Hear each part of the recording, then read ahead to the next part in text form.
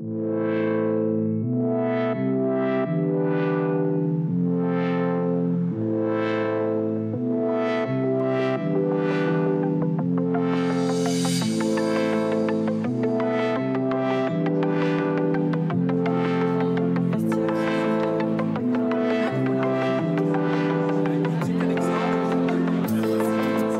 un très bon sujet, qu'il y a beaucoup de choses à dire et que la data sera au centre de tous les enjeux de demain pour les distributeurs, les industriels et finalement les consommateurs.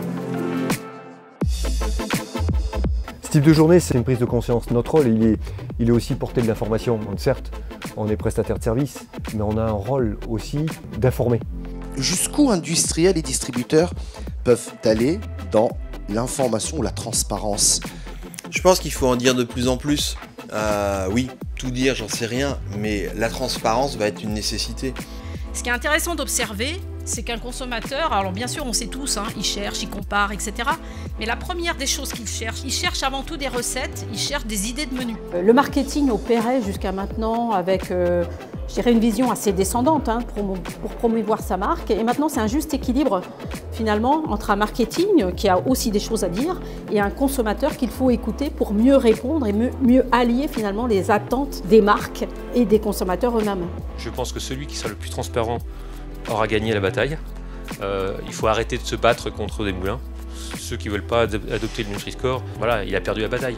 Aujourd'hui, le consommateur, il ne se satisfait plus de voir une belle pub en disant « mon produit il est rudement bon et regarde, il y a une petite fille qui est toute joyeuse dans les prés et c'est ça mon discours marketing ».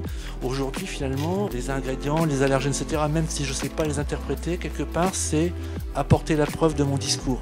On est dans un bon cercle vertueux finalement et il va y avoir un genre d'autorégulation naturelle, intelligent, par tout le monde, de faire monter par le haut la qualité.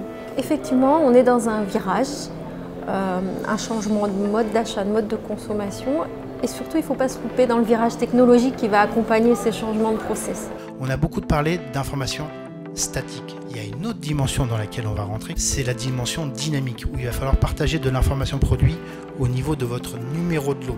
La grande valeur sera dans l'intelligence de la donnée, dans l'analytics, pas dans la détention. C'est pour ça que GS1 crée les standards de ce langage, crée des moyens comme des bases de données comme Code Online pour la mettre à disposition. Et après, c'est au marché de s'emparer de la donnée et de créer tout un tas de nouveaux services autour de cette matière. Il reste un chemin à parcourir pour arriver à cette fameuse maîtrise de la donnée, pour nous permettre d'être totalement sereins dans notre mission vis-à-vis des consommateurs en particulier, de pouvoir leur donner une information complète, fiable, transparente, qui leur permettront de faire les bons choix en fonction de leurs convictions qu'on observe dans cette société qui est en forte mutation.